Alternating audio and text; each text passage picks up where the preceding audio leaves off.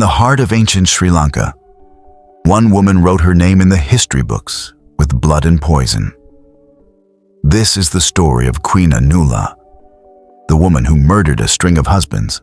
The exact number is debated, but at least 4, to become one of the first female rulers in history.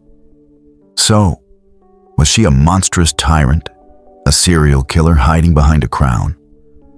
Or was she a brilliant political survivor who did what she had to do to conquer a man's world? The answer is buried under a pile of dead kings and a legacy that still fascinates us 2,000 years later. Our story kicks off during a pretty chaotic time in Sri Lankan history.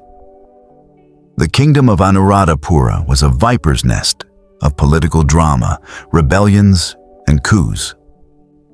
Kings came and went, and power was about as stable as a candle in a hurricane. Into this chaos steps a man named Koranaga. A former rebel himself, he grabs the throne and manages to hold on for 12 years. The main historical source for this tale, a chronicle called the Mahavamsa, paints him as a fool who destroyed temples that had once refused him shelter. And right by his side, as his queen consort, is a woman named Anula. For 12 years, she's just the king's wife. But behind the palace walls, a plan was bubbling. The Mahavamsa claims Anula had become enamored with a palace guard. We'll never know if it was a passionate affair or a cold, calculated power play. What we do know is that King Shoranaga's reign ended suddenly. He died after his wife, the infamous Anula, served him a poisoned meal.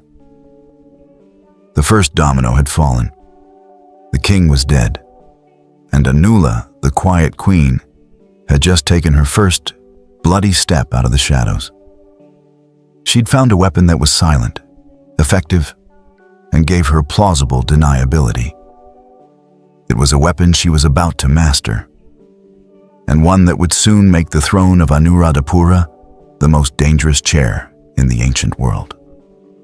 With the king gone, a power vacuum opened up, and Anula was ready to fill it. Not with her own name just yet, but with a puppet she could control. With her husband Koranaga out of the picture, Anula didn't waste a second. She turned her attention to Kudatisa, the son of a previous king. She married him, and just like that, he was the new king of Anuradhapura. The name Kuda means little, which suggests the new king might have been just a kid, easily manipulated by Anula. For 3 years, he wore the crown, but she held the real power. And during that time, her affections reportedly strayed again, this time to another palace guard named Siva. You can guess what happened next. According to the Mahavamsa, for love of this same palace guard, Anula now killed Tissa, also by poison. King number 2 was dead. The throne was empty again, but not for long. Anula immediately married Siva, the guard, and made him king. Can you imagine the whispers in the palace? The fear in the court? 2 kings, both poisoned, both married to the same woman. Who was this queen who could make a common guard the most powerful man in the land? Siva's reign was even shorter than the last one. He lasted just 1 year and 2 months before he met a familiar fate. Anula had already found a new lover, a carpenter named Vatuka. So, Siva was poisoned, and the carpenter became king. The pattern was now terrifyingly obvious. Anula wasn't just some unlucky widow. She was an architect of death, a master puppeteer. She'd place the crown on a lover's head, only to snatch it back with a poisoned cup when someone new caught her eye.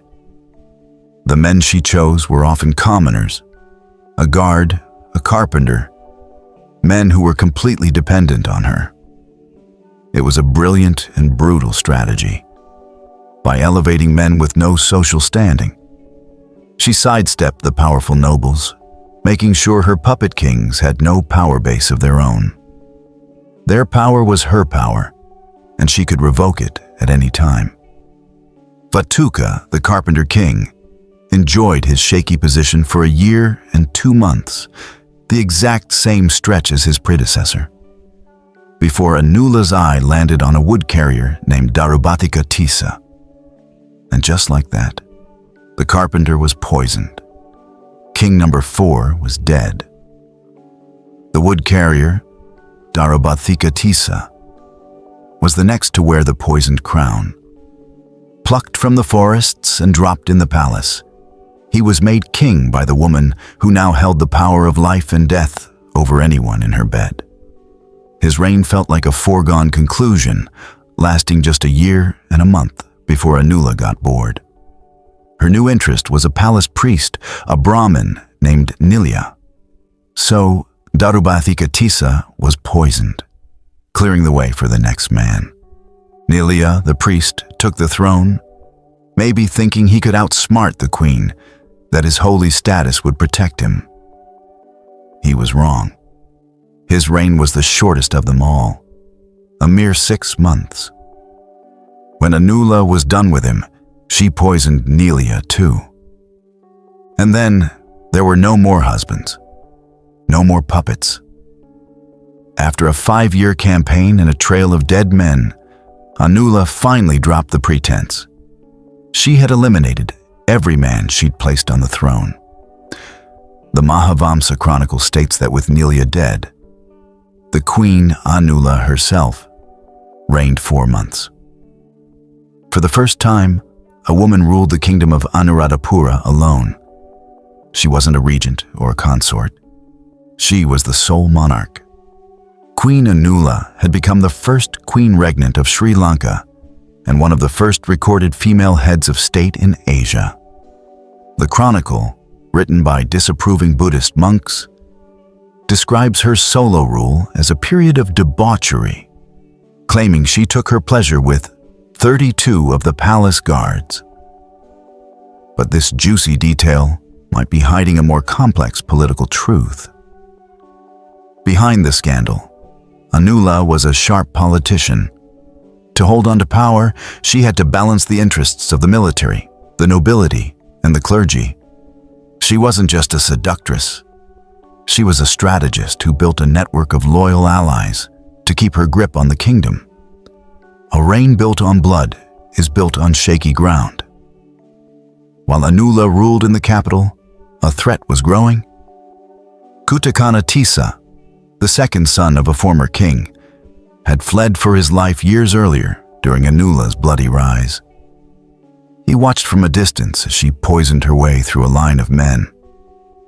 But he wasn't just hiding. He was gathering allies and raising an army, waiting for the right moment to take back his birthright.